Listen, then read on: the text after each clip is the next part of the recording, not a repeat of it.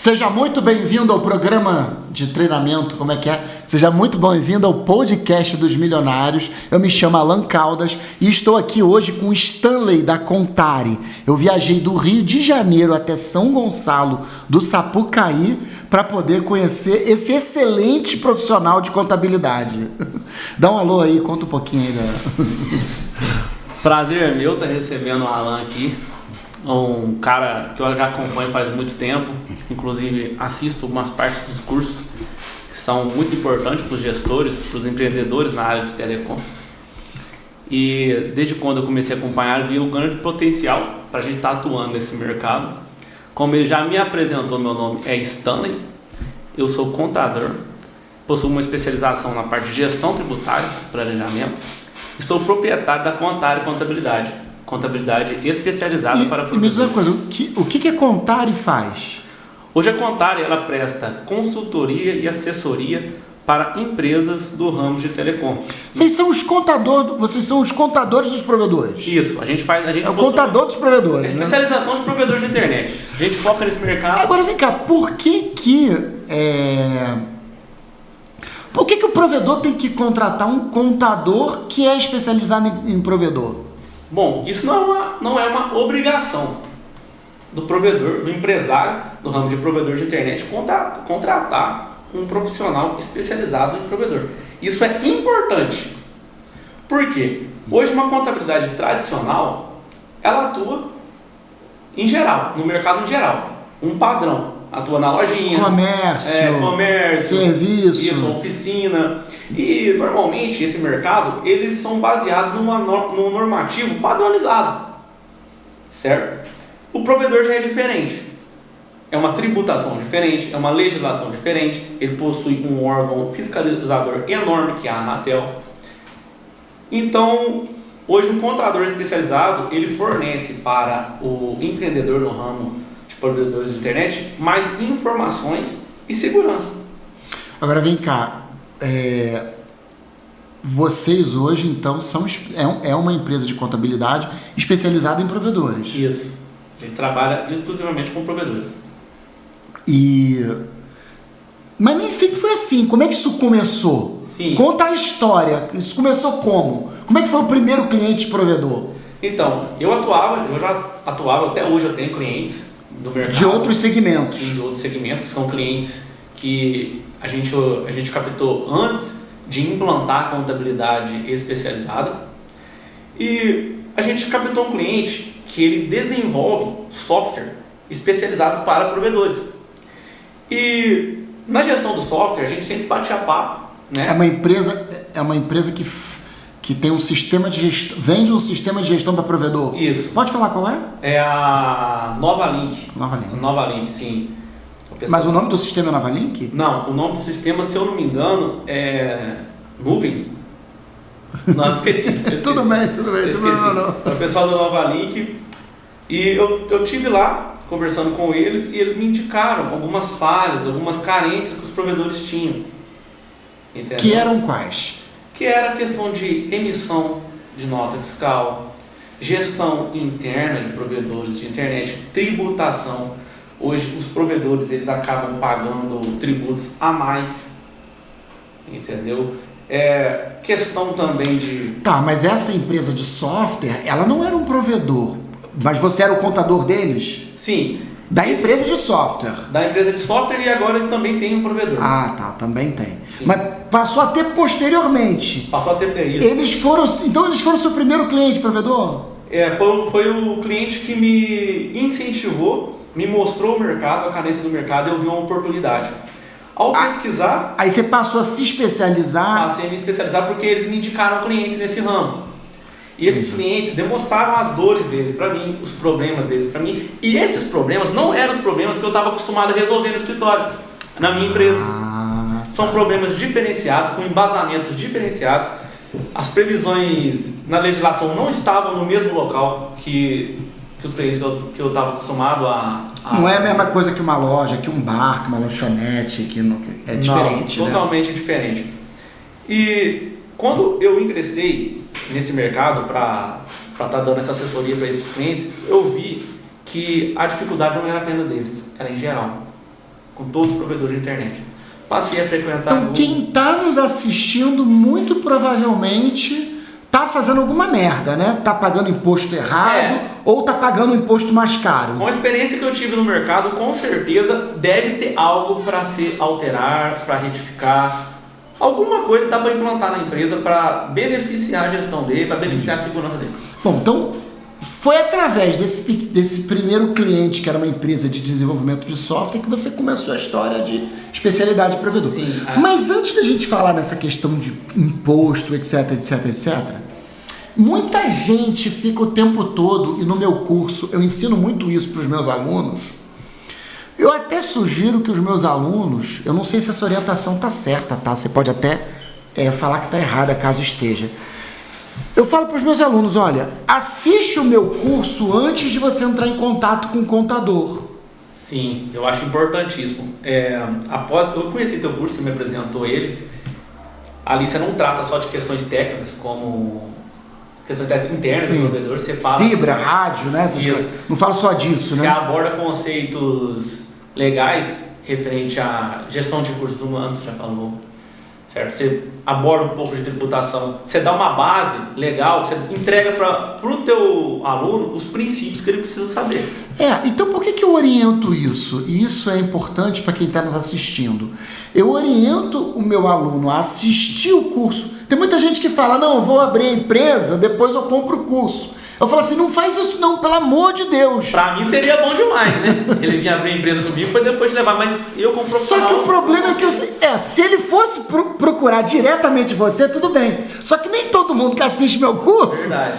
Aliás, esse é o que não assistiu. É porque ele fala assim, não, eu quero comprar o teu curso depois que eu abrir a empresa. Só que o cara vai no contador dele, da cidade dele... E ele já abre a empresa errada. Aí ele assiste o curso. É um conceito muito importante que você aplica no curso. Você se trata lá de modalidade de empresa, né? Natureza jurídica. Sim, sim. Isso é importantíssimo. Aí o que acontece? Ele já abre a empresa errada. E como ele abre a empresa errada, aí ele assiste o curso. Então eu tenho que ter esse KNAI, eu tenho que ter isso no contrato. Aí ele vai procurar o contador de novo. Aquele contrato social que você me mandou, ele não serve. Vai pagar de novo. Aí vai pagar de novo. O contador vai ter um trabalhinho de novo. Hoje vai uma alteração contratual gira em torno de um salário mínimo. Por que dá para comprar isso com um provedor? Não, salário mínimo não. Lá no Rio é uns 300 prata. Mas é chato ter que alterar. A taxa, né? A taxa, sim. Tem mais serviço do contador. Então assim, gasta. E é chato. Não é melhor você abrir já a empresa certa? Sim. Então por isso que eu oriento quem está assistindo, vai abrir uma empresa, compra o meu curso antes. Se você não tem condição de comprar o curso, porque o curso não abre vaga sempre, compra o e-book que está no meu site. Eu tenho um e-book que eu vendo R$129. Nesse e-book, o cara sabe tudo de como abrir empresa. Eu já coloquei o modelo do contrato social para ele lá. Já vem com o contrato social? Já vem. Ué, você está sendo uma mãe, então, para esse provedor. É muito bom. Não é melhor fazer isso? A questão da natureza jurídica da empresa também você fala? Questão de Aí já é uma coisa complexa. E até eu quero explorar isso no assunto. Porque também, assim, eu dou um modelo de contrato social no curso e no e-book. Só que eu não quero me aprofundar em natureza de empresa, porque eu também não sou um contador, né? Sim. Eu sou Mas você cita as modalidades. Não, eu cito que ele não pode ter MEI, ele tem que ser Eirélio limitado. Nossa, já está de grande tamanho. Eu falo que ele não pode e digo para ele, eu não me aprofundo nisso. Agora, eu pergunto para você, e é bom até para quem está nos assistindo, se quiser de repente contratar o seu serviço, assim, vai abrir um provedor, qual é a melhor modalidade? Individual, Eirélio ou limitada? Bom... SA o cara não vai abrir? Não vai abrir SA, então esquece. É muito difícil. Mas de individual, Eirélio ou limitada? Olha, cada um tem suas particularidades, certo? De acordo com algumas alterações que teve no nosso Código Civil, hoje eu aconselho o provedor a abrir uma sociedade limitada. Aí o provedor vai chegar... A limitada é de um dono só. Isso, a unipessoal. Aí o provedor vai chegar a falar vai chegar e me questionar, como todos questionam, que até tem um pouco de razão, né? Stanley, como que eu vou abrir uma sociedade limitada sendo que eu não tenho sócio? Houve uma alteração no Código Civil que está Agora, é possível abrir uma sociedade com apenas um sócio, ou seja, você é sócio de você mesmo. Isso para acabar com aquela figura do laranja, porque Isso, botava a mulher como sócio. O marido com 99% e a mulher com 1%. Muito comum isso no Brasil. Qual era a intenção? A intenção da sociedade limitada, é isso que o povo usava, que o pessoal usa até hoje, é justamente para desvincular o patrimônio do CPF com o CNPJ. Ou seja, você, Alan, tem a tua empresa limitada. Se você endividar a empresa, o Alan CPF não responde por isso, tá? Numa limitada. Numa Eireli também. Só que a Eireli, ela tem a exigências dos mínimos 100 salários mínimos da empresa. Para você abrir uma Eireli, você tem que ter um capital social de no mínimo 100 salários mínimos. E uma microempresa, você pode abrir qualquer... Não, mas peraí, não entendi. Numa limitada tem mínimo de capital? Não. Pode abrir com 10 mil. Pode abrir com 10 mil. Mas é que tá. Isso é uma coisa que eu não entendo dos contadores, porque já fui empresário no passado. A gente abre uma empresa, o contador bota lá no contrato, 100 mil reais de capital social. Eu tenho que ter esses 100 mil na conta? Olha, existe uma coisa chamada integralização de capital. Isso. Tá, e o que é isso? A integralização de capital é justamente o dinheiro que você investiu em moeda corrente na empresa. Pode ser também integralização em bens móveis, tipo um carro, tipo a estrutura. Tá, isso na prática como é? Tu tem que provar que tem esse dinheiro? Não tem que provar, tá? Não tem que provar. É claro que os fiscais, as exigências no mercado, na legislação, diz que você não pode mentir. Entendi. Como é que é? É uma autodeclaração. É uma autodeclaração. Então, quando o contador abre a empresa pra gente, lá no contrato tá escrito contrato capital social de 100 mil, pode ser que o cara tenha os 100 mil, pode ser que não tenha. Pode ser que não tenha. Então, o que é integralizar o capital? Que eu não entendi até agora. Integralizar o capital é você chegar no balanço da empresa e colocar lá, ó, temos 100 mil em caixa, então o capital social da empresa é 100 mil. Integralizar é colocar o dinheiro. Toma. Investir esse dinheiro na empresa. Não integralizado significa que não tem o dinheiro. Tem que ter o dinheiro. A integralização do capital tem que ter o dinheiro. Aí, essa integralização, tá aqui, ó, integralizei o capital social da minha empresa é 50 mil reais, por exemplo. Você tem que integralizar ele. Tanto em moeda corrente ou em bens. Tá, tudo bem. Provar, sei lá. Provar. Eu tenho um carro de 25 mil, Sim. Mais um monte de coisa velha. Mais 10 computador. Deu 50. Deu 50, pronto. Isso é integralização. Também tem a opção de capital a integralizar. Tá. Você pode deixar mais integralizado. Isso tudo é conceitual, né? Na prática, na prática não tem. Empresa. Mas deve-se ter muito cuidado com isso, tá? Mexe no teclado ali que eu acho que o negócio como é que apagou. Voltou?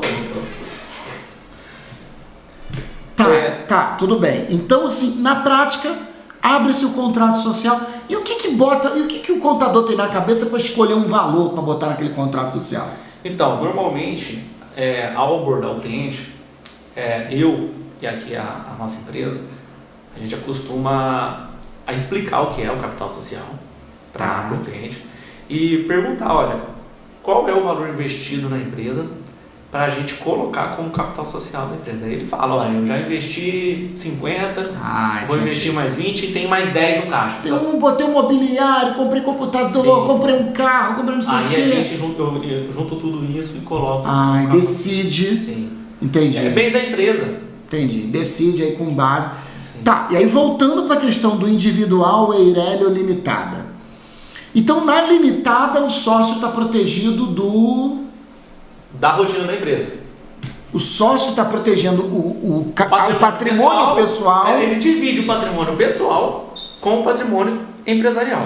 Tá? Pessoa física, jurídica. Tá. Aí agora. Mas isso não se aplica para dívidas trabalhistas. Não, para dívida trabalhista não.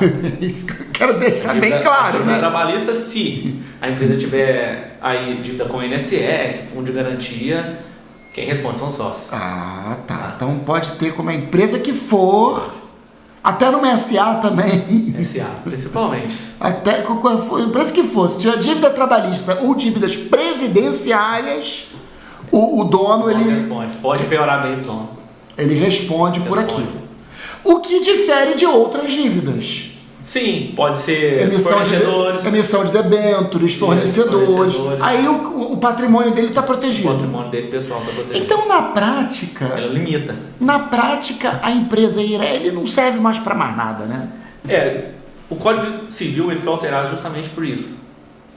Para dar oportunidade para o empreendedor, para o empresário, a optar por uma empresa que separe. Sim, mas por que ele vai escolher uma Eireli e por que ele não vai escolher uma limitada? Qual a diferença? Porque a Eireli... A limitada é de um só e a Eireli. Porque a Eireli, para você constituir uma Eireli, você ter uma Eireli, abrir uma Eireli no teu nome, por lei, você deve ter no mínimo 100 salários mínimos vigentes da época como capital social.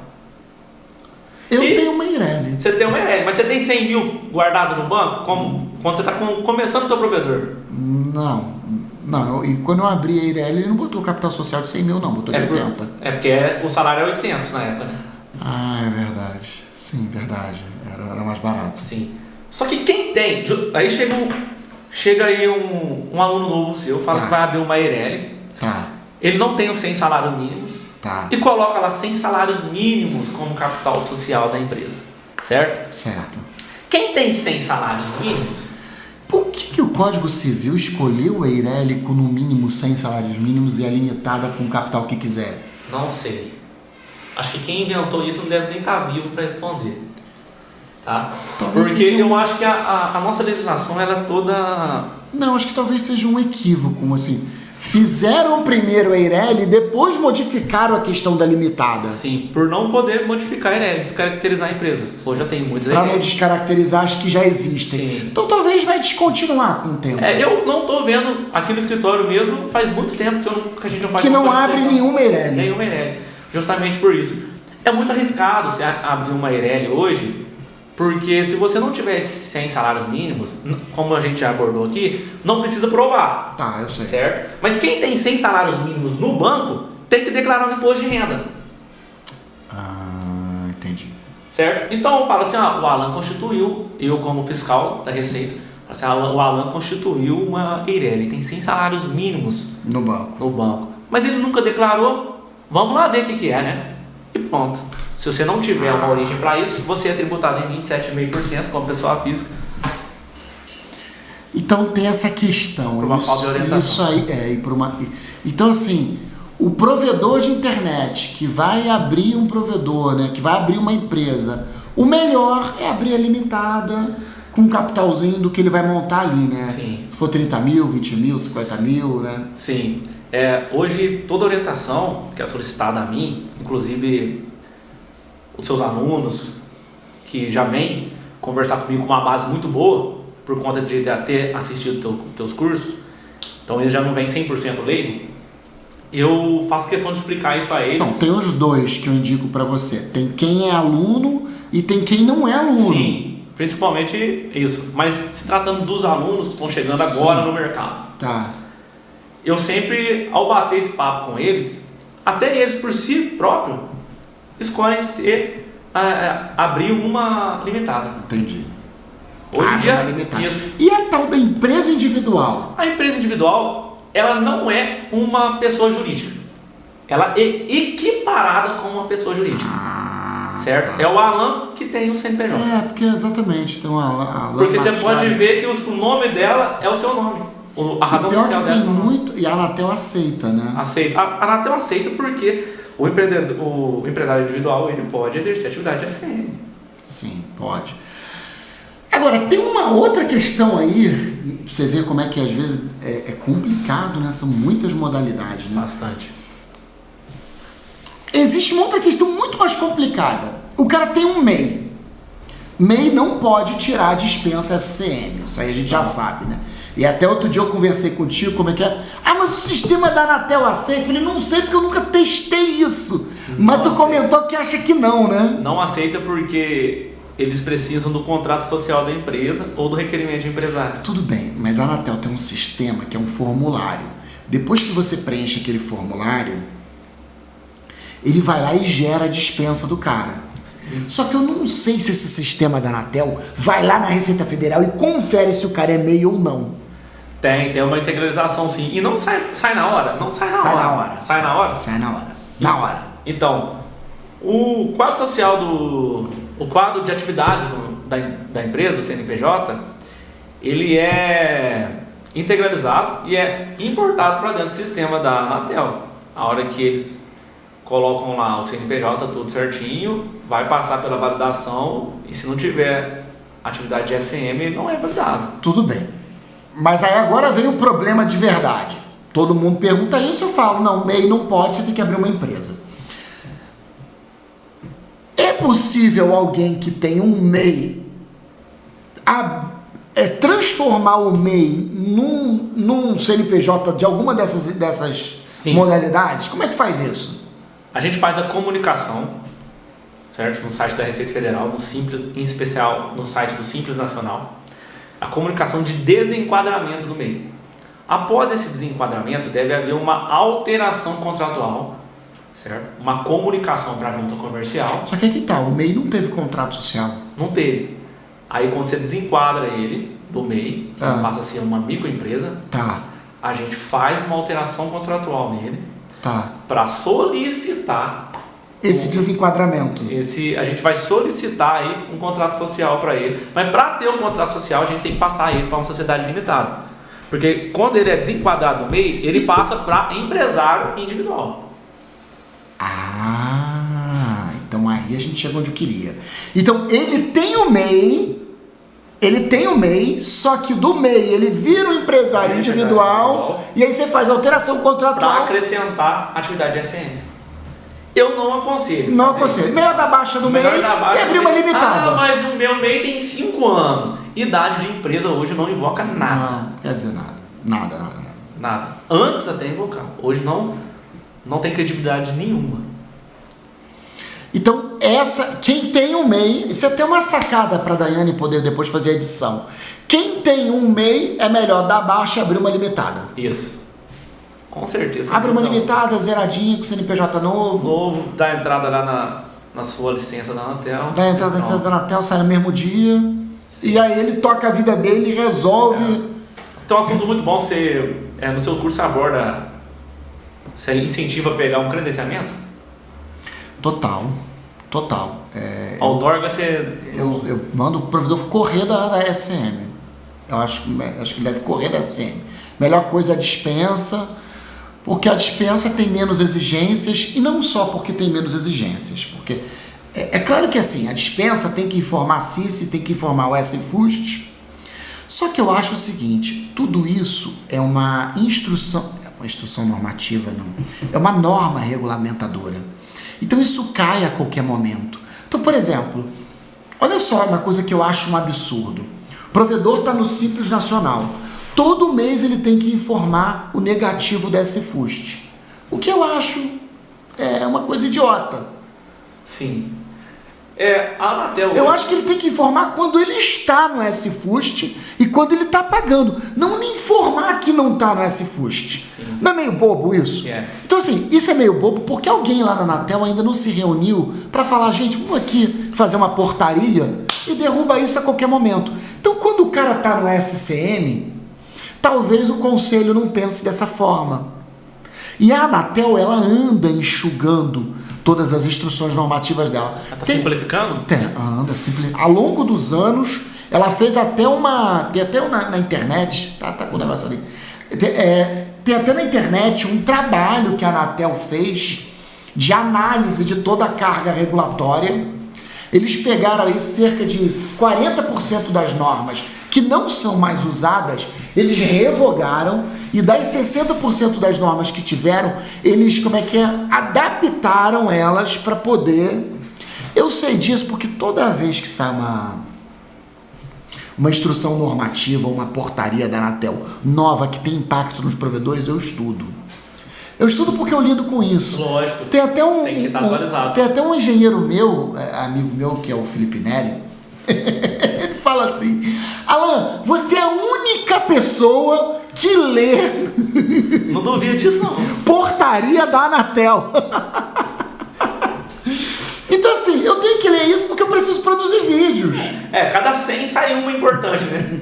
Por exemplo, saiu uma que era uma norma que era bastante importante, que foi a 214, que falava do cadastro de POPs, etc, etc. Eu fiz uma série de vídeos só sobre essa norma. Aí os engenheiros das empresas de consultoria regulatória, eles ficam todo mundo assistindo esses vídeos. Facilita muito a vida deles. E aí tem um engenheiro específico que eu considero assim, um dos mais feras. Aí eu ligo pra ele, vem cá, assistiu o meu vídeo? E aí, tá tudo certo? Falei alguma merda? É importante consultar. Aí ele fala, pô, não, tá tudo certo. Eu até quer ver, vou até tentar ver se eu acho aqui qual foi essa que eu fiz, essa série de vídeos que eu fiz, vou botar aqui. 214 Alan Caldas. Tem pouco vídeo, né? Tem muito vídeo. Tem muitos vídeos. Ih, caramba, não tô achando não. Não, tá aqui. Portaria 214. Aluguel de POP é crime. 30 mil reais. Você não serve. Sabe o que é isso? Não sei aqui, peraí. Bota aí. Muito bem-vindo ao meu canal, pessoal. É isso aí. Portaria 214. Eu li essa portaria inteira e fiz uma série de vídeos sobre ela. É muito grande? Uma portaria nem é tanto grande. Aí, por exemplo, olha só que interessante, né? E essa tá valendo até hoje, essa 214, tá? Aluguel de licença é crime. Tu não pode um provedor pegar, tirar a licença e aí deixar outro provedor ficar usando a licença de baixo, aquela licença guarda-chuva. Quem nunca, né? É uma prática muito comum no mercado e até hoje essa prática percorre. Então assim, o cara tá cometendo crime. Pode ser preso, inclusive. Nesse caso é uma empresa usando a licença da outra? Porque, por exemplo, porque hoje tem um advento da dispensa e é muito fácil tirar. Mas existiam provedores no passado, não sei se você sabia disso, vou até te mostrar aqui. O que os caras faziam? O cara falava assim, tu quer montar um provedor? Quero, mas tem que abrir empresa, tem que tirar a licença. Não, faz nada disso, usa a minha licença. Aí o que o cara fazia? Ele tinha um bairro lá que ele atendia, aí ele usava o boleto bancário de terceiros, emitia nota de terceiros. Que bagunça. Só o link que ele contratava era diferente. Às vezes até o nome fantasia da empresa era diferente. Entendi. Entendeu? Ele usava a base de um. A base de um, mas a empresa era outra. E o cara tinha funcionário, tinha empresa, tinha gente contratada, tinha não sei o quê. Aí o fiscal chegava lá, ele identificava que existia ali uma licença guarda-chuva, tipo assim, o cara é uma empresa e tá usando outra, só para dar a base legal. Aí o fiscal desenquadrava e aquilo dava um problema criminal. No mínimo, né? Então, por exemplo, eu estudei isso nessa... Qual é a resistência de um cara desse abrir um CNPJ? É porque na época não tinha dispensa e não tinha o mosaico do SCM. Depois veio o mosaico. Eu não sou dessa época, mas os boatos que eu ouço falar... Esse vídeo é de 3 anos atrás, não é muito longo, não. Antes, a licença da ASM era muito cara, né? Não, o problema não era cara. O problema é que a SCM demorava. Você tinha que fazer o projeto, fazer a RT do projeto, reunir todos os documentos e protocolar fisicamente no correio e mandar para a Anatel. Era o chamado SICAP, você SICAPeava. Aí o que acontece? A Anatel analisava aqueles documentos e retornava para você. Isso tudo era um processo longo, moroso. O processo de validação era muito demorado. Aí a Anatel melhorou isso e informatizou tudo isso. Continua a mesma coisa, só que é o papel no computador. Aí tu escaneia o contrato social e protocola, escaneia o projeto e protocola. Continua até hoje. O que eu acho também uma babaquice. Acho que até essa norma também tem que cair. Então vamos pro credenciamento que é melhor. Vamos pro credenciamento mais rápido. que é melhor. Se é possível, tá ali. Um provedor atingir até 5 mil clientes, né? É isso, né? Exatamente. Acho que ainda tem agência, eu não sou contra a agência reguladora. Eu não sou contra a existência de uma agência reguladora. Eu acho que o mercado tem que ser regulado, porque é a agência reguladora que equilibra a competição. Ela equilibra a relação monopolista. Porque é um mercado, hoje não muito com relação de monopólio, mas no passado era. Entendeu? Então assim, como a agência reguladora, ela dá um tom mais, ou deveria dar, né?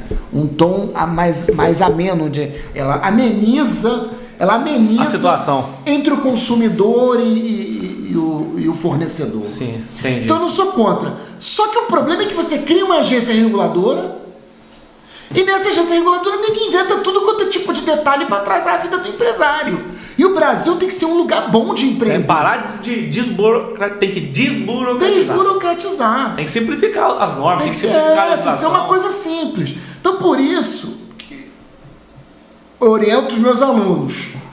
Faz o meu curso antes de contratar o seu contador.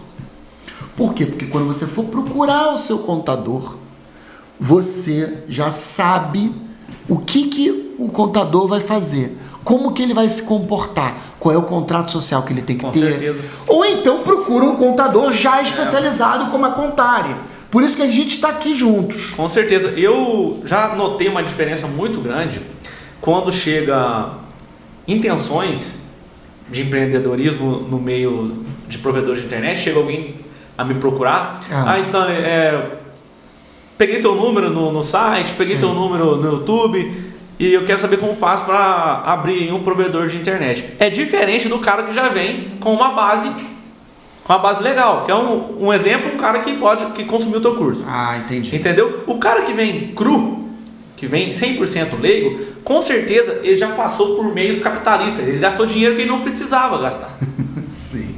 Entendeu? Aí ele chega, mas eu já gastei com isso. Eu simplesmente falo, você vai ter que gastar de novo. É chato isso, né? Sim, é desconfortável para quem tá. Muitas das vezes desanima. Muito. O incentivo do empreendedor vai lá embaixo e acaba não empreendendo no meio do provedor de internet. Agora o cara já vem com uma base legal, já estudou, um exemplo, mais uma vez, utilizando o curso do Milionários da Telecom. É totalmente diferente eu conversar com um cara que concluiu um curso do que um cara que vem cru do mercado. A tua conversa como profissional de contabilidade com ele já é uma conversa que compreensão é mais facilitada. Exatamente, a compreensão é mais facilitada. Sim. Diferente daquele cara que que tá desesperado. Tá desesperado, ele não sabe nada. Ele viu 10 vídeos diferentes no YouTube, não sabe qual que ele vai. E ficou perdido. Sim. Não falando que todos os 10 estão errados, mas cada um tem uma linha de raciocínio. E nem sempre os vídeos são para quem está começando. Então segue uma linha de raciocínio, segue um caminho dos iniciantes. Não vai ouvir um cara que já tem 10 mil clientes, não vai ouvir um provedor que já tem 20 anos. Vai ver quem tem experiência. Entendeu? Vai adquirir. Você sabe que você me fez me lembrar a história de Você me fez lembrar a história de um cliente que eu tenho. Esse rapaz até ele atua numa comunidade do Rio. Olha só como são as coisas, cara. Ele comprava link dedicado na época da minha empresa. E aí o que acontece? Ele pagava, sei lá, um preço no link dedicado, pagava X no link dedicado. Aí eu fui lá, entrei em contato com ele e falei, pô, cara, vou te vender um link dedicado mais barato. Aí eu consegui vender o link dedicado para ele. Eu não lembro quanto era na época, sei lá, era R$3.000, uma coisa assim, por tantos megas, sei lá, 300 megas. Aí eu fiquei vendendo para ele na internet um bom tempo. Aí o que acontece? Veio o advento da dispensa. Ele poderia ter a dispensa. Só que um belo dia ele foi abordado pela polícia na casa dele. Uma coisa comum lá do Rio de Janeiro. A polícia foi lá e abordou ele. Nessa que a polícia foi lá e abordou ele, você tem que ter empresa, você tem que ter... Cadê os documentos da Anatel? Porque a polícia também não tem muito conhecimento sobre isso. Não, mas só sabe abordar o alvará. Cadê o alvará? Mais ou menos assim. Cadê os documentos da empresa? Ele, não sei o que, não tem, babá. Acabou que ele se livrou lá da polícia de alguma forma. Depois que ele se livrou da polícia de alguma forma, ele teve um grande transtorno lá com a polícia. Mas aí a polícia foi embora. Não sei como que ele resolveu o problema. O fato é que é o seguinte, ele me ligou e falou, Alan, eu tenho que ter a minha empresa legalizada. Falei, cara, abre um CNPJ e tira a dispensa. Eu te ajudo. Esse simples ato de abrir um CNPJ e tirar uma dispensa era tão difícil para ele que ele não fez isso. O que ele fez? Ele procurou um outro dono de provedor que vendia o link dedicado para ele. Aí o cara falou assim, compra o meu link dedicado e usa a minha camisa da minha empresa. A camiseta. Sim. Aí ele cancelou o link dedicado comigo, o que na época eu fiquei bem chateado, não emocionalmente, fiquei chateado profissionalmente, de ter perdido o cliente mesmo. Porque eu gostava de vender aquele link dedicado para ele, porque eu faturava um dinheiro todo mês. Financeiramente, então. Financeiramente chateado. Aí o que acontece? Eu perdi o cliente do link dedicado porque o cara lá e vendeu mais caro para ele o link dedicado ainda. E ainda fez um marketing pro cara. Isso tudo porque ele falou, mas lá era meio diferente, porque na comunidade isso não fazia diferença. Ele falou assim, não, você pode usar a blusa da minha empresa, se a polícia aparecer, diz que é a minha empresa. Ah, sim. E aí ele lá não precisou abrir empresa, não precisou tirar a licença da Anatel, e só usava uma blusa mesmo com o nome da outra empresa. Fez só uma cor individual e... Eu perdi nisso um cliente por conta de uma simples dificuldade. Olha só como é que ficou a história. E tem muita gente nessa condição ainda e que tem essa dificuldade. Sim. Muita gente que tem essa dificuldade. Mas eu vou dar continuidade no programa no próximo, porque esse já estourou o tempo. Muito obrigado, Stanley. Eu que te agradeço. Um abraço. Mais uma vez.